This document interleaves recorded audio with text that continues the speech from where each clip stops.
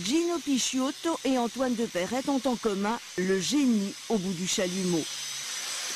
Tous deux sont à la fois ferronniers et sculpteurs passionnés par le métal. Ils ont décidé de travailler ensemble. La forge proprianaise de Gino leur sert de lieu de création.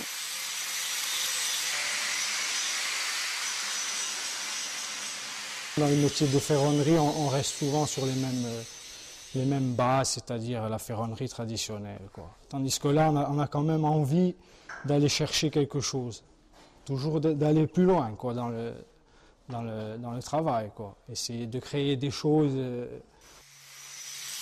Générer une œuvre commune en respectant l'inspiration et la créativité de chacun relève d'une subtile complexité. Nos marieurs de fer réussissent ce pari osé qui engendre l'éclosion d'une sculpture monumentale. En tant que ferronnier d'art, je savais qu'il avait une grosse ouverture sur l'art. Ensuite, il a une connaissance, je dirais, des métaux et autres. Donc on combine bien tout ça. Donc il y a un mariage de la technicité et de la créativité.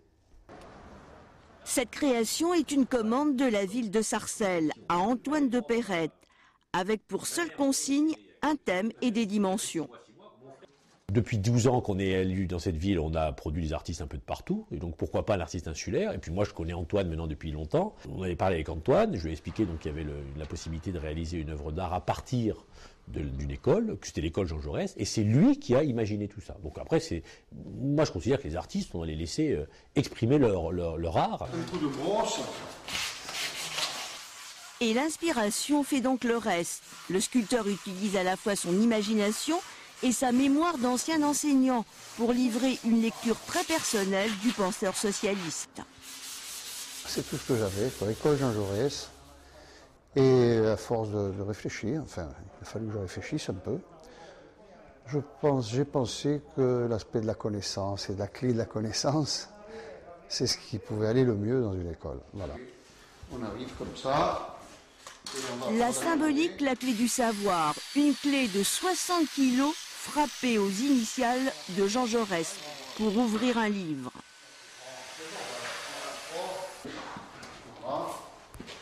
On la pose comme on avait dit.